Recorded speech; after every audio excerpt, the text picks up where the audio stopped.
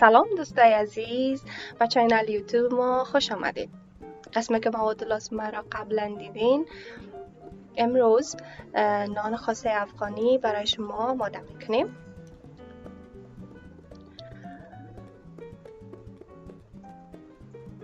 البته اولتر از همه خمیر مایه و بوره را همراه 1 گیلاس آب نیم گرم مخلوط میکنیم و مدت 10 الی 15 دقیقه میگذاریم.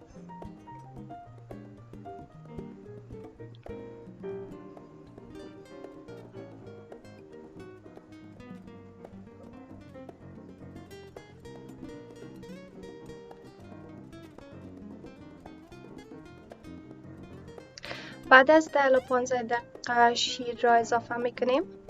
البته شیرتان هم نیم گرم باشد.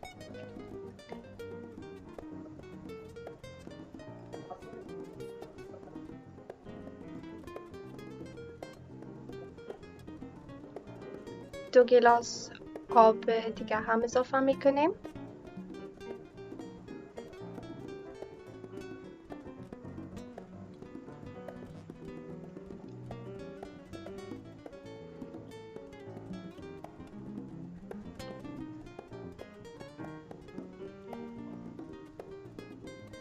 شش الی 7 گیلاس آرد اضافه میکنیم.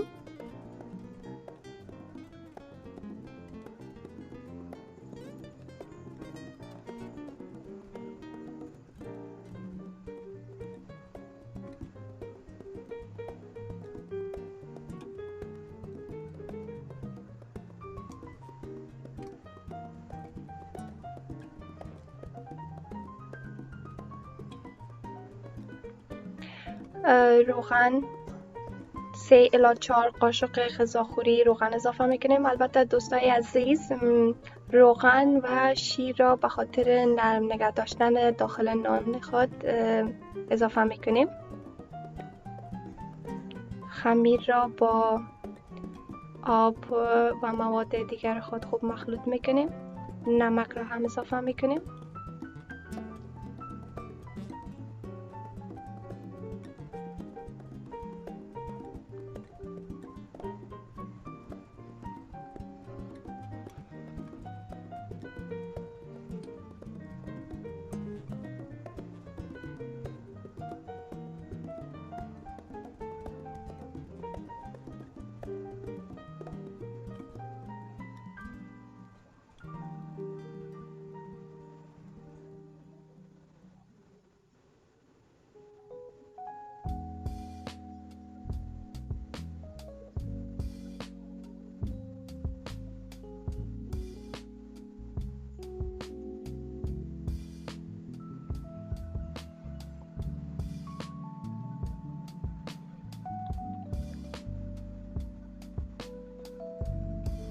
دوستای عزیز، البته نرمی نانتان و مخلوط کردن خمیر تعلق میگیره. هر قدر که میتونین خمیرتان خوب مخلوط کنین تا نانتان نرم و آلا بیاید.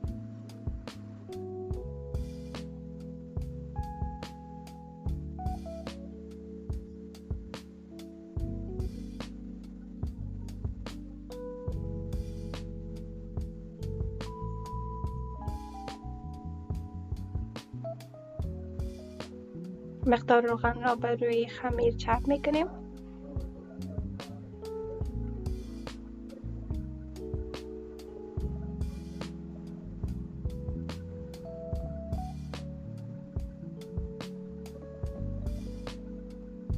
خمیر مدت 1 الی 2 ساعت میگذاریم که خمیر ما برسه. قسمت که میبینین دوستای عزیز، خمیر ما رسیده و خمیر خود به 4 حصه مساوی تقسیم میکنیم. وضع علای مورد نظر خود شکل میدیم.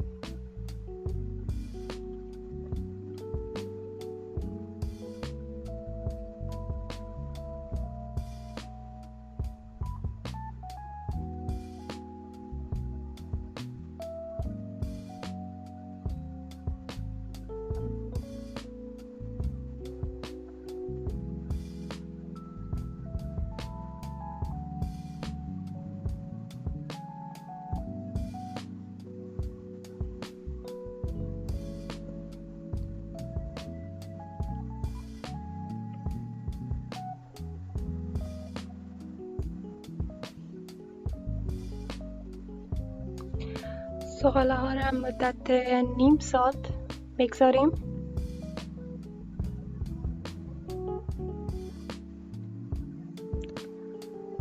پتنوس داشتم با روغن چرب میکنیم.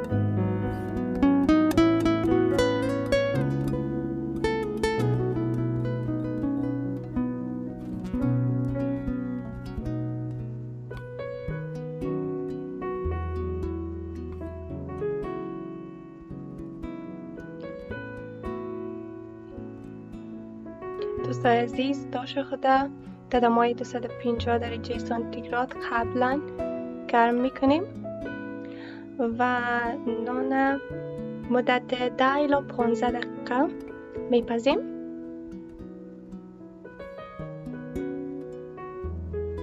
البته به خاطر جلبش روی نانتان میتونین از مخلوط آب و بوره استفاده بکنین. میتونین یک یک بوتل اسپری پرتین جور کنین، مخلوط جور کنین و در بوتل اسپری انداخته بالای نانتان اسپری کنین.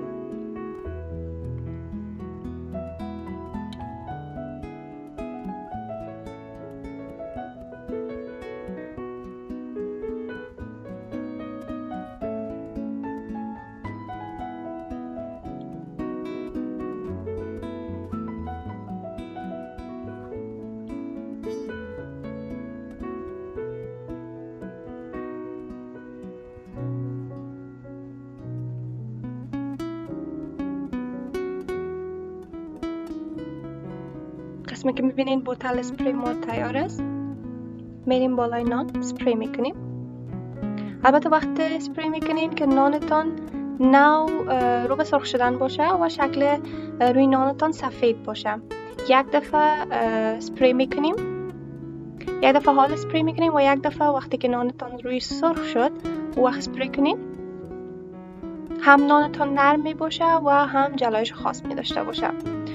دوستای عزیز، نان ما تیار است. میتونید این نان مدت 1 الی 2 هفته در یخچال هم فریز کنین.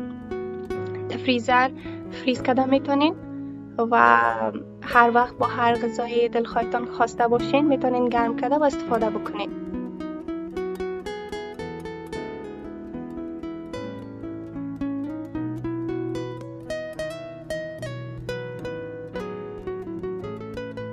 دوستای عزیز، اگر ویدیو ما خوشتون آمده میتونین لایک، سابسکرایب و شیر کنین همراه دوستایتان. خداحافظ تا ویدیو بعدی.